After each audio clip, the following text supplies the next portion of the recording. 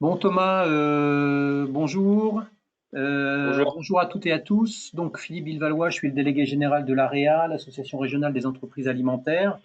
Merci de vous être connectés sur ce webinaire matinal consacré à l'appel à projet que vient de lancer le gouvernement pour soutenir l'investissement dans des secteurs stratégiques pour la résilience de notre économie et notamment l'agroalimentaire. Donc je passe la parole tout de suite à Thomas pour qu'il vous présente cet appel à projet.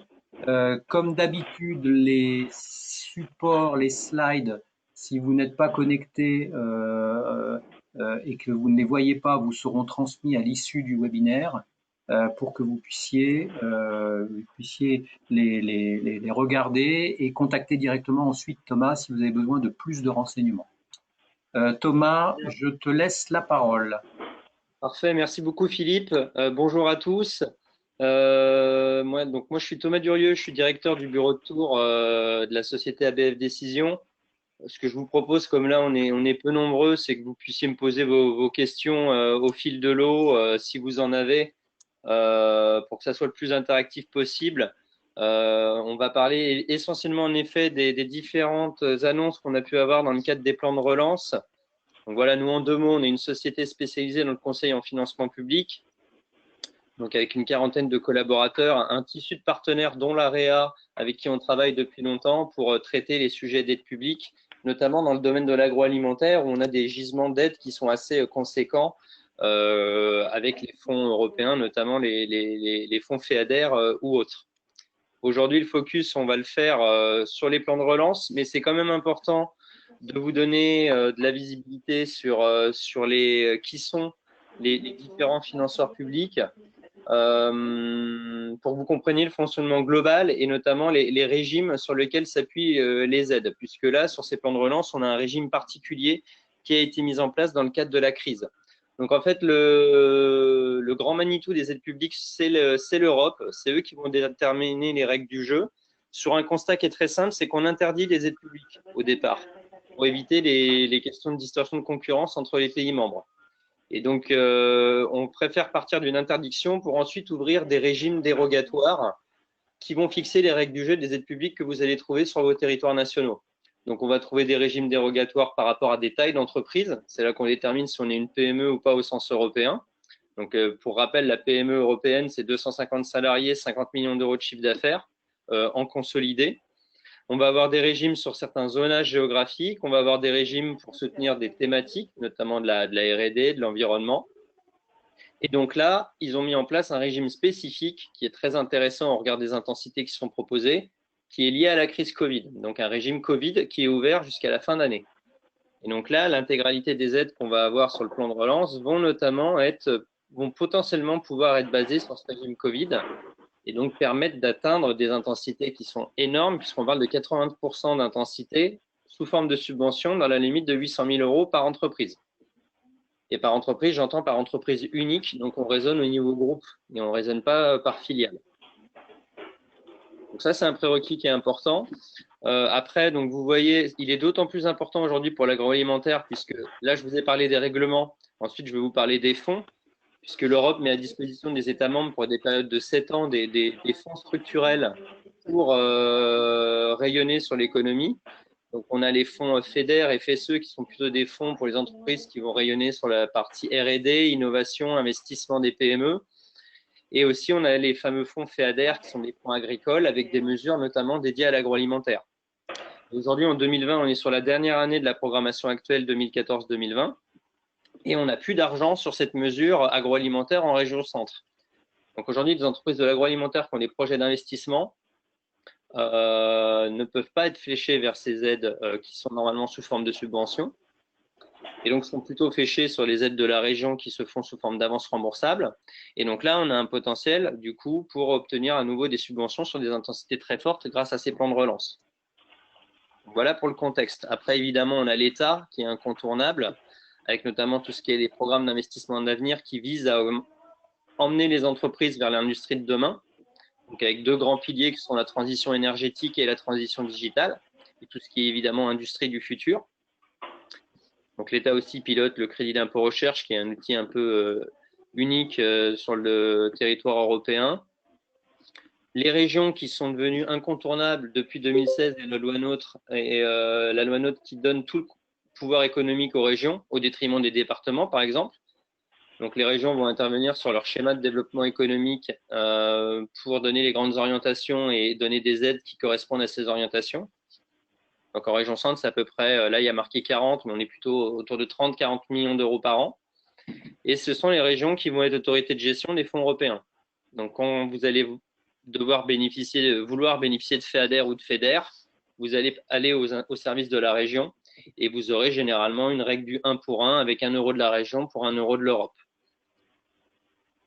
Et puis après, on a une multitude d'interlocuteurs qui se font par thématique sur les thématiques liées aux économies d'eau ou à la dépollution de l'eau avec les agences de l'eau, l'ADEME pour tous les sujets environnementaux, France Agrimaire que vous connaissez bien sur tous les sujets justement agricoles et agroalimentaires, et BPI qui est aujourd'hui le bras armé de l'État pour tout ce qui est sujet d'innovation et de financement d'un point de vue général. C'est d'ailleurs la BPI ici qui est à l'initiative avec la Directe et la DGE des plans de relance qu'on va voir ensemble.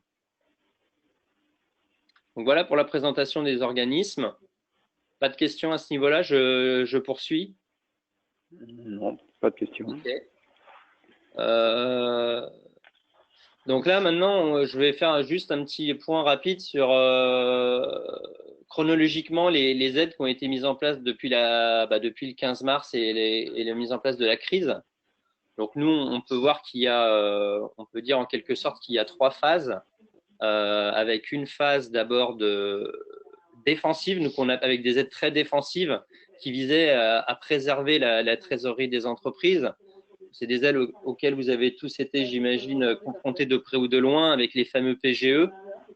Il faut savoir que les PGE sont considérés comme une aide d'État puisque le régime Covid dont je vous parlais au départ, ce sont eux qui ont fixé les règles du PGE avec les 80% de garantie, les conditions de plafond de 25% du chiffre d'affaires. Tout ça a été fixé par ce régime Covid et donc par les régimes européens. On a eu aussi des reports d'échéance, des remises d'impôts, des délais qui ont été donnés pour le remboursement des aides publiques et notamment aussi pour les crédits d'impôt recherche. Donc tout ça, voilà, là, on visait à préserver les ressources des entreprises en vue de préparer la sortie de crise et donc de revenir dans une dynamique de projet, puisque l'aide publique, généralement, contrairement à ces aides défensives, on adosse les aides à des projets d'entreprise. Et donc là, on veut revenir sur nos thématiques qu'on a l'habitude de voir, sur des impacts, donc des projets qui sont liés à des investissements, à des impacts environnementaux, des projets d'innovation ou de R&D, de développement à l'international, de création d'emplois, etc. Et donc c'est là où, depuis fin mai, depuis fin juin, on a eu les plans, les communications du gouvernement sur ces fameux plans de relance. Et donc là, on est aujourd'hui dans une logique de plan de relance tout d'abord sectorielle et depuis hier aussi avec des approches territoriales. Donc là, les infos que je vous donne, elles sont vraiment fraîches puisque on a eu les premières communications mi-août et les cahiers des charges officiels sont sortis dans la nuit. Donc là, les informations que je vous donne, c'est sur la base des cahiers des charges officiels, de l'appel à projet résilience et des territoires d'industrie sur lesquels on va s'attarder. J'aurai peut-être pas des réponses à toutes vos questions puisque même nous, on s'en pose sur sur certaines questions bien spécifiques et bien techniques et j'espère que je pourrai y répondre de la meilleure manière possible. Mais on est encore, nous aussi, en interrogation par rapport à certaines questions, notamment sur les sous-secteurs éligibles dans le domaine de l'agroalimentaire. On va y revenir. Donc voilà, les plans de relance, comme je vous disais, ils ont une approche sectorielle. On a d'abord eu un premier plan fin juin sur les 5 domaines que vous voyez en haut de votre écran, et notamment 2 plans de soutien spécifiques à l'aéronautique et à l'automobile avec des dotations de 100 millions d'euros sur chacune. Donc là, c'était vraiment pour pallier à la crise de ces secteurs-là. On a aussi des aides spécifiques sur le tourisme, les entreprises technologiques et tout ce qui est transition écologique. Et là, depuis la mi-août, on a eu ce nouvel appel à projet résilience de l'économie qui vise 4 secteurs clés, l'électronique, l'agroalimentaire, la santé et les matières premières. On va évidemment faire un focus sur l'agroalimentaire aujourd'hui. Et depuis hier, on a eu aussi un nouvel appel à projet, un nouveau plan de relance sur les entreprises qui sont localisées dans les territoires d'industrie. Donc, pour des projets d'investissement, des entreprises qui sont basées dans ce secteur. Ce qui est important de savoir, c'est qu'il faudra faire un choix. Si par exemple, vous êtes une entreprise agroalimentaire qui est basée dans un territoire d'industrie, il faudra faire un arbitrage si vous voulez déposer un dossier entre un des deux dispositifs. Et c'est là où aujourd'hui, je n'ai pas vraiment de réponse à vous donner. Si c'est plus intéressant d'aller sur celui de la résilience ou celui du territoire d'industrie. On pourra en discuter ensemble. Donc maintenant, je vais vous présenter plus en détail cet appel à projet donc, qui a ouvert officiellement depuis hier. Premier point, donc l'objectif de ce dispositif, c'est de diminuer, on a vu là que ça a été des discours très importants de l'État, la vocation à réindustrialiser la France et à diminuer la dépendance qu'on peut avoir vis-à-vis des pays étrangers. C'est vraiment la vocation de ce dispositif. Donc déjà, premier point très important, on est sur une instruction au fil de l'eau. Et donc on est à 100 millions d'euros à distribuer au fil de l'eau. Et la date du 17 novembre qui est indiquée, il y a de très grandes chances qu'elle soit avancée si jamais les budgets sont épuisés, si les 100 millions sont distribués aux entreprises qui auront répondu les premières. Donc ça, c'est très important puisque on ne va pas dire qu'on est sur une règle du premier arrivé, premier servi. Il y a quand même des critères à respecter et un niveau de qualité des dossiers à fournir. Mais il faut garder ça en tête, c'est quelque chose d'important. Donc, les 4 secteurs qui sont visés sont des secteurs stratégiques en France, sont les domaines de la santé, de l'électronique, de l'agroalimentaire et tout ce qui est intrant et social à l'industrie. On va évidemment aujourd'hui parler uniquement de l'agroalimentaire. On a 3 typologies de projets. Donc, c'est vraiment extension ou création d'usines, tout ce qui est augmentation des capacités de production et tout ce qui est développement de procédés innovants, de procédés technologiques innovants et industriels innovants. Un prérequis est très important, c'est qu'on a une assiette minimum de dépenses d'1 million d'euros sur une durée de 24 mois. Et c'est clairement les projets les plus matures qui seront soutenus. De toute façon, si on suit la logique que je viens de vous dire, vous avez sans doute déjà monté des dossiers d'aide publique. Il faut être en mesure de fournir un plan de financement prévisionnel, d'avoir des devis, des pièces justificatives. Si vous n'avez pas ces éléments, le temps de les collecter, ça prend du temps. Et déjà, peut-être que vous passerez la date du 17 novembre ou alors que vous pourrez postuler pour réunir tous ces éléments que fin de programmation avec le risque qu'il n'y ait plus de fonds disponibles. Donc, en ça, les projets matures, je pense, seront plus aidés puisque si c'est déjà un projet qui est en préparation, vous avez déjà ces éléments à votre disposition. Et donc, on va voir sur la slide suivante, on a cette fameuse subvention si on va sur le régime Covid qui peut représenter jusqu'à 80% des dépenses, donc sur le premier million d'euros éligible.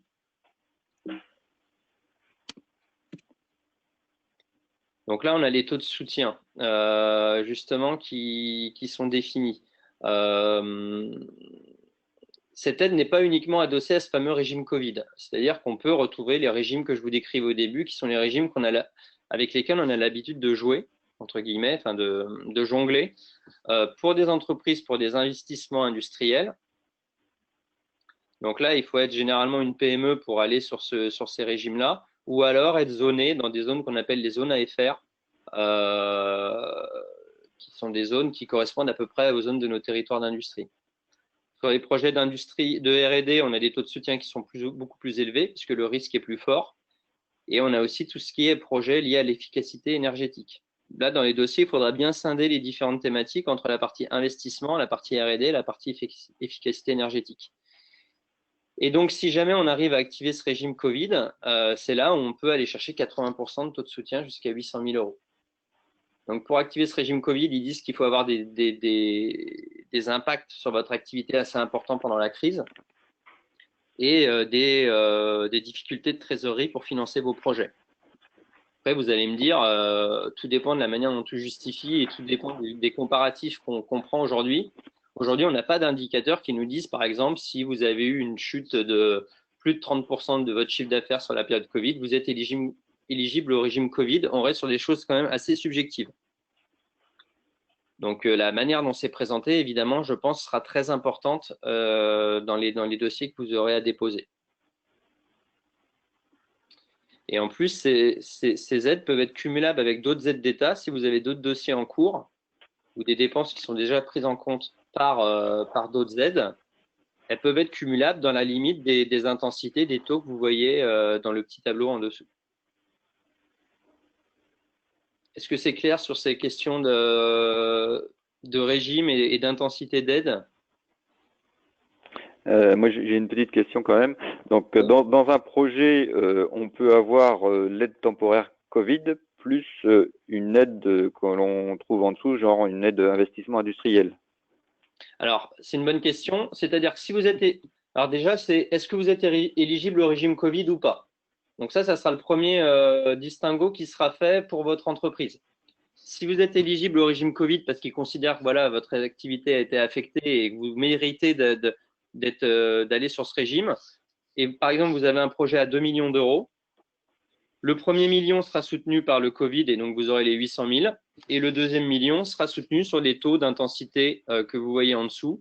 Si c'est de l'investissement, ça sera des taux les 10, 20 ou 30% en fonction de la taille de votre entreprise. Si c'est un projet de R&D, on sera sur les intensités que vous voyez en dessous, entre 50 et 60. D'accord. Ok. Mais par contre, après, donc vous parliez de cumul avec d'autres types d'aides. Moi, j'ai en tête, parce qu'on est dans le secteur du vin, donc les aides aux investissements vitivinicoles. Vous pensez que ces aides-là sont cumulables ou pas? Alors là, par contre, c'est vrai que sur le vin, on va le voir après, puisqu'ils ils ont fourni une annexe sur les sous-secteurs de l'agroalimentaire qui sont éligibles à ces aides. Oui, je l'ai vu passer, on n'en parle pas du tout dans cette annexe. Ouais. Le vin ne On ne parle figure pas du pas. tout de vin. Non. Et au regard, en effet, des aides France Agrimaire, OCM, investissement Vitivini, qui est ouvert là, de octobre à février, aujourd'hui, on se pose la question. Le fait que le secteur n'apparaisse pas, on a deux secteurs clés, on va dire, de l'agroalimentaire française qui n'apparaissent pas dans cet appel à projet, c'est le vin et tout ce qui est transformation du lait. Nous, justement, ça fait partie des questions qu'on veut poser à la directe. Mais si elles n'apparaissent pas sur l'annexe, à mon avis, c'est pas innocent. J'ai peur que les entreprises de ces secteurs ne soient pas concernées par cet appel à projet. Surtout que les taux, les taux qui apparaissent sont déjà les taux, enfin si c'est des taux maximum, je veux dire déjà avec l'aide vitivinicole de France Agrimaire, on est déjà sur ces taux-là. Ouais, c'est 30%. Quelle que soit la taille de. Après, ça diminue avec la taille, en fonction de la taille de l'entreprise, mais on est en effet sur les taux maximum dédiés aux PME ou autres. Donc a priori, ce serait pas. Moi, j'ai peur de toute façon. J'ai peur que ne figurant pas dans l'annexe, je passe directement à cette slide-là. Je reviendrai sur la slide précédente ensuite. Là, on a justement les sous-secteurs qui sont visés dans l'annexe de l'appel à projet. Alors, il est précisé que cette liste n'est pas exhaustive, mais ne pas référencer le vin et le lait dans cette liste, je pense que c'est un indicateur important pour dire que ce n'est pas éligible sur cet appel à projet. Et donc, si on reprend, on a tout ce qui est nouvelles sources de protéines végétales. Ils veulent développer, voilà, notamment les produits alimentation animale à base d'insectes, qui est une filière en émergence. Il y a tout ce qui est produit de la boucherie, fruits et légumes, blé, poissons, crustacés, mollusques, des ingrédients additifs, les ferments, et il y a un sous-secteur emballage alimentaire et notamment bio-emballage.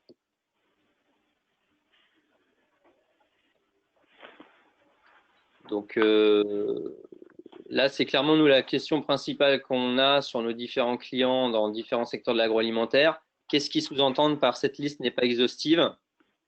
C'est un peu la porte ouverte. Après, je pense qu'il faut plutôt raisonner par rapport à la visée du dispositif.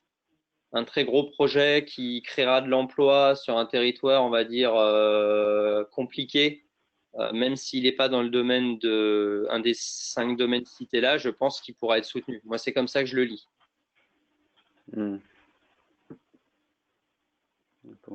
Et dans votre tableau, là, il est fait référence aux zones AFR. Ça, c'est, j'essaie de rechercher des informations sur cette zone-là. Donc Les il y zones a à tout effet, un c'est des listing. zones qui sont déterminées sur les périodes de 7 ans dont je vous parlais. Donc là, on raisonne vraiment commune par commune. On va avoir une carte des zones à FR et il faut juste voir si la commune sur laquelle vous portez votre projet industriel est zonée ou pas. D'accord. Donc, par exemple, dans le département du Loir-et-Cher, parce que je crois que Bouvrier, le siège est sur ce territoire, Tout à fait. la zone Vendômois et tout ce qui est Romorantin. D'accord. Après, il faut vérifier. Et vous allez voir, après, on va parler des territoires d'industrie. Il y a beaucoup de similitudes entre ces zones à FR et les territoires d'industrie. Ce sont des zones, on va dire, qui sont un petit peu tendues pour diverses raisons et où on veut accélérer la réindustrialisation. D'accord. Mais c'est des zones qui sont quand même assez limitées, quoi. C'est pas, ça prend pas sur un département, c'est pas 80% du département, quoi. Ça dépend des départements. Moi, je viens de l'Indre. On a beaucoup de zones à FR. Ah bon, d'accord. Si on va en Corrèze ou en Creuse, alors qu'en Oui, Île-de-France, il n'y en a pratiquement pas. C'est sûr que c'est plus sur les territoires ruraux. D'accord. Nous, en Indre-et-Loire, on en a assez peu, par exemple. Et autre élément, dans le cadre de cette aide, donc il y a une limite, vous parlez au niveau de l'aide temporaire Covid. Après, si dans les autres types d'aide, il y a aussi une limite ou pas? Vous parlez de la limite des 800 000 euros? Oui, voilà, 800 000 euros, Non, c'est dans la partie aide Covid, mais après, si on a un projet qui est supérieur à 1 million et qu'on fait appel aux autres types d'aides qui sont en dessous dans votre tableau, il n'y a pas de limite. Non, il y a pas de, en effet, c'est une bonne question. Il y a pas de plafond. Après, le montant de l'aide, il est déterminé par la volumétrie du projet et vos fonds propres. Au niveau des aides publiques, on a un plafond au niveau des fonds propres des entreprises. D'accord. Demander une aide à 2 millions d'euros avec 500 000 euros de fonds propres, ça ne fonctionnera pas. Enfin, sauf exception, de manière générale. Ok.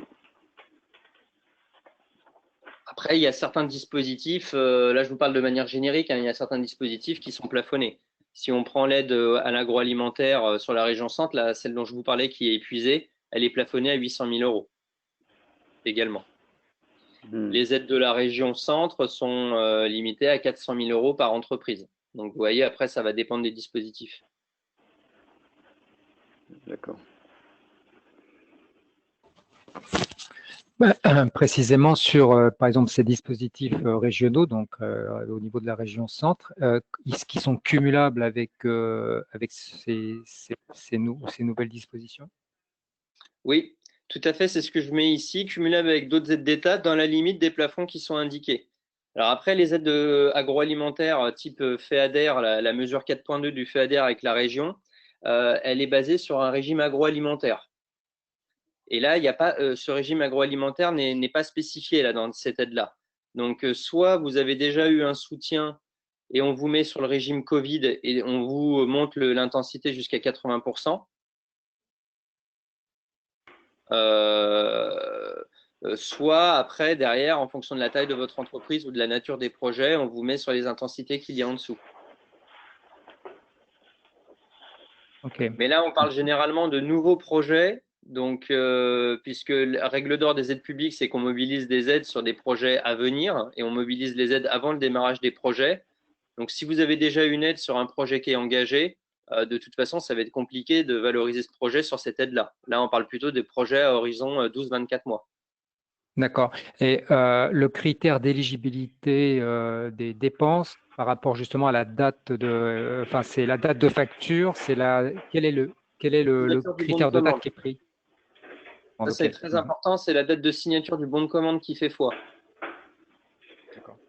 Là, il y a une info importante que je n'ai pas mis sur les slides. On est sur une aide qui sera délibérée avant le 31 décembre 2020. Pourquoi? Parce que le régime Covid, aujourd'hui, il est voté que sur l'année 2020.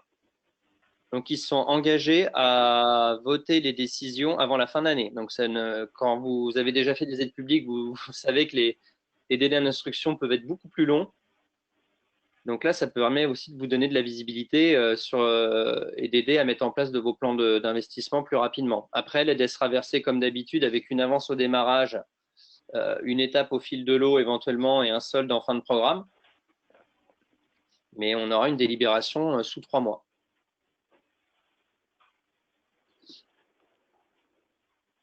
Je vous montre juste les critères qui sont attendus pour être éligible à cette aide. Donc, c'est tout ce qui est évidemment montrer en quoi l'investissement vous permet de diminuer la dépendance des pays tiers, s'il y en a une. La maturité financière du projet, je vous le disais, il faut un projet qui puisse démarrer sous maximum 12 mois et jusqu'à 24 mois. La capacité financière et organisationnelle RH du porteur de projet. Donc, on fait un projet qui est en phase avec la taille de votre entreprise. Bon, là, il faut quand même 1 million d'euros de dépenses. Donc, c'est quand même déjà des entreprises qui ont des projets suffisamment volumétriques. Évidemment, comme d'habitude, tout ce qui est impact du projet, les impacts économiques, les impacts industriels et environnementaux, et évidemment les impacts en termes d'emploi. Donc, normalement, on est plutôt sur des créations d'emplois. Là, vu le contexte, déjà, en fonction des secteurs et des zones, ne serait-ce que maintenir l'emploi grâce à un projet comme celui-là peut aussi éventuellement être mis en avant. Et puis, évidemment, la qualité du modèle économique. Donc, il y a déjà une vision, une visée avec un business plan, des retombées économiques pour votre entreprise et votre territoire. Et les moyens qui vont être mis en œuvre avec les RH dédiés. C'est des choses qu'on retrouve habituellement dans les dossiers d'aide publique, mais je voulais vous le présenter. Donc, voilà sur cet appel à projet. Est-ce que vous avez d'autres questions avant que je bascule sur celui des territoires d'industrie? Non, pas d'autres questions pour ma part. Ok. Est-ce que ce sont des… Bonjour Daniel, merci. Est-ce que ce sont des documents, des slides qu'on pourra avoir, Philippe? Oui, bien sûr, monsieur, merci. Je transfère ça à Philippe après la présentation. D'accord, super, merci beaucoup. De rien. Donc, je bascule sur le territoire d'industrie. Vous m'excuserez s'il y a des coquilles. Les slides sont toutes fraîches. On a eu l'information hier soir, tard. Donc, j'ai voulu rajouter une slide ce matin parce que je pense que c'est quelque chose qui peut vous intéresser. Donc, pour être bien clair, il faudra faire un arbitrage entre l'appel à projet RESI. Si jamais vous êtes sur un territoire d'industrie, il faudra faire un arbitrage entre cet appel à projet-là et l'agroalimentaire. Il est bien spécifié qu'on ne peut pas postuler aux deux en espérant qu'ils nous reflèchent vers le bon en fonction des fonds disponibles. Il faudra faire un arbitrage. Donc là, nous aussi, on se pose des questions aujourd'hui sur quelle est la stratégie à mettre en œuvre pour une entreprise qui peut postuler aux deux. Quel est le plus intéressant? Moi, j'aurais tendance à plutôt flécher les entreprises d'abord vers les secteurs. Et ensuite, celles qui ne sont pas éligibles au secteur, aller sur les territoires d'industrie, mais peut-être que je me trompe. Donc, on est sur les mêmes dates, 31 août au 17 novembre. Là, on a 150 millions d'euros de soutien au niveau national, avec toujours une instruction au fil de l'eau et donc des fonds et une date qui peut être du 17 novembre qui peuvent être avancés en fonction des dossiers qui sont reçus. Et donc là, le critère d'éligibilité, c'est des entreprises ou des associations de toute taille, de tout secteur, mais situées sur les territoires d'industrie. Donc, on avait beaucoup entendu parler de ces territoires d'industrie depuis 2 ans, avec beaucoup d'effets d'annonce, mais on n'avait jamais vu, nous, de dispositifs vraiment spécifiques et fléchés sur ces territoires d'industrie. Et là, on a en face, du coup, quelque chose de vraiment opérationnel et pragmatique. Donc, on a 148 territoires d'industrie en France. C'est la petite carte que vous avez en bas à droite. J'ai fait le focus sur la région centre, donc avec 9 territoires. Donc, tout l'axe Bourges-Vierzon, la vallée de l'Eure dans l'Eure-et-Loire, le Grand Est Touraine qui représente 4 communautés de communes de Amboise, donc sur tout le nord-est de la Touraine. Issoudun, dans le 45, c'est l'axe Montargis-Pithiviers. Et comme je vous disais, dans le Loir-et-Cher, c'est plutôt vallée du Loir, Vendômois, Châteaudun, Vallée du Cher avec Romorantin et Vallée de l'Huile. Après, je n'ai pas peut-être le détail de vos communes, savoir si elles rentrent dans des territoires d'industrie. On peut voir ça très facilement. Et puis, je pense que vous êtes vous-même au fait de ce type d'informations. Et donc là, si vous répondez, si vous êtes sur ces territoires, donc là, on rentre encore une fois dans une dynamique d'investissement avec des créations de nouvelles unités de production, des modernisations, la mise en place de plateaux techniques de formation ou des plateformes de services aux industriels, avec là un minimum de dépenses qui est de 400 000 euros, encore une fois sur 24 mois, avec des projets suffisamment matures. Donc, encore une fois, comme à nouveau on est adossé sur le régime Covid ou sur les autres régimes habituels, sous réserve qu'on soit fléché sur ce régime Covid, on peut encore une fois aller jusqu'à 80% des dépenses dans la limite de 800 000 euros.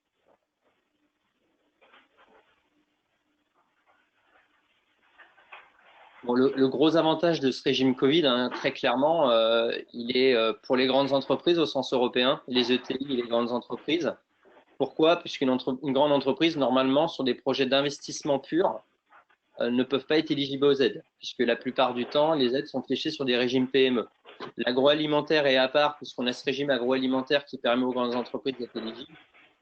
Mais là, ce régime Covid, il est clairement, il peut en tout cas permettre aux grandes entreprises de bénéficier d'aides sur des investissements productifs. Alors que normalement, il faut qu'on trouve un angle innovation ou environnemental fort pour pouvoir être soutenu.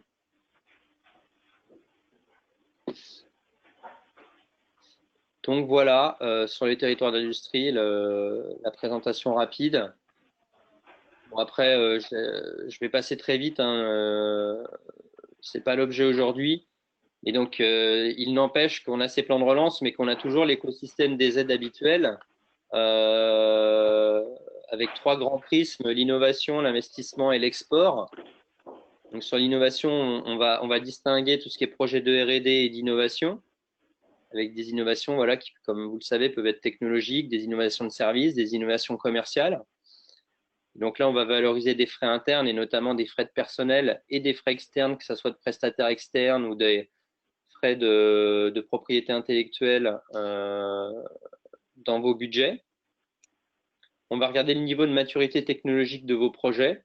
Et après, en fonction des budgets et des niveaux de maturité, on va pouvoir vous flécher sur tout un écosystème d'aide en région, en France qui est très complet et donc qui, vous voyez, peuvent varier en fonction de la taille de votre projet et de son niveau de maturité. Et aussi de vos attentes si vous voulez des aides sous forme de crédit d'impôt, de prêts, de subventions ou d'avances récupérables, avec des dispositifs qui peuvent se cumuler entre eux. Sur le volet investissement, on va regarder plutôt sur des thématiques par thématique, donc soit des aides à l'immobilier d'entreprise. Donc là, on va regarder plutôt sur votre communauté de communes si elle a une convention avec la région pour verser des aides à l'immobilier. Des aides à l'investissement, donc aujourd'hui, cet appel à projet investissement agroalimentaire, elle est épuisée hein, sur le FEADER. Donc on va plutôt sur les aides de la région sous forme d'avance récupérable, d'avance remboursable, pardon, de prêt. Donc maintenant, il faut attendre 2021. A priori, ils ne vont pas réabonder au budget à la région en subvention. Il faudra plutôt attendre 2021 pour avoir les nouveaux fonds FEADER pour bénéficier de subventions pour une entreprise de l'agroalimentaire. Des aides à la création d'emplois ou si on est zoné sur des fonds de revitalisation, des aides à la formation de la région, des aides de la CARSAT sur l'amélioration des conditions de travail. Et sur le volet environnement, on a vraiment énormément d'aides. Là, c'est vraiment un pilier essentiel et qui continue de se développer là, avec les dernières élections, par exemple. Il y a un courant sur tout ce qui est aide à l'immobilier, avec des aides de l'ADEME pour tout ce qui est transition vers les énergies vertes. Vous remplacez l'utilisation des énergies fossiles vers les énergies renouvelables. On a des aides très importantes de l'ADEME, donc par exemple chaudière biomasse, projet de méthanisation, géothermie. Après, on a tout ce qui est thématique liée à l'économie circulaire, donc pour permettre de diminuer tout ce qui est incinération et enfouissement des déchets, notamment les déchets du BTP. Et puis, on a tout ce qui est thématique de certificat d'économie d'énergie. Je ne vais pas rentrer dans le détail. L'AREA a d'ailleurs des outils qui peuvent vous aider là-dedans. Et dans l'agroalimentaire, notamment sur tout ce qui est stockage frigorifique, tout ce qui est cuisson, on a des gisements de certificats d'économie d'énergie qui peuvent être très importants et décorrélés des montants de vos investissements puisque les aides sont calculées par rapport aux économies d'énergie réalisées. Donc, il y a notamment une fiche sur tout ce qui est récupération de chaleur sur groupe froid où on a des aides sous forme de primes de C2E qui sont très, très importantes. Et puis enfin, des aides au développement, à l'export. Je passe très vite, ce n'est pas l'objet aujourd'hui. Ah mince, j'ai oublié de mettre notre petite slide récapitulative qui donne les règles du jeu à respecter. En gros, on a des critères importants, c'est le plafond au niveau des fonds propres. On fait sa demande d'aide avant le démarrage des projets. On regarde les attentes et les contreparties des aides avant de monter un dossier. Et puis, évidemment, on optimise les dispositifs entre eux. C'est là où une société comme la nôtre peut vraiment avoir une valeur ajoutée pour jouer justement avec ces différents régimes et optimiser les interventions des financeurs sur un même projet.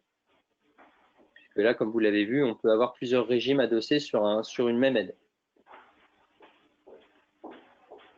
Et en plus, on a certaines dépenses qui peuvent être éligibles à certains dispositifs et d'autres non, comme les crédits d'impôt recherche ou les frais de sous-traitance, il faut être agréé crédit d'impôt recherche pour être soutenu, ce qui n'est pas le cas pour les aides à la R&D plus classiques qu'on ira chercher en avance de phase. Donc voilà, il y a toute une ingénierie qui peut être mise en place. Et évidemment, une société comme la nôtre est à votre disposition pour vous accompagner sur ces sujets-là. Donc, je transmettrai les slides évidemment à Philippe qui pourra vous les relayer. Je suis à votre disposition si vous voulez qu'on échange plus particulièrement sur vos projets dans le cadre de ce plan de relance. Et puis, je suis à votre disposition pour répondre à vos questions si jamais vous en avez, d'autres maintenant. Ok. Y a-t-il encore des questions? Pour ma part, non. Je vous remercie beaucoup de votre intervention. Merci. Ouais. Merci à vous. Ok, très bien. Bah, écoutez, donc Thomas va me transmettre les supports que je vous retransmets dans la foulée en début d'après-midi. Et n'hésitez pas à le contacter Merci. si vous avez des questions particulières. Merci beaucoup. Merci Philippe. À bientôt. Bonne Ok, journée. merci. Au revoir. Bon appétit.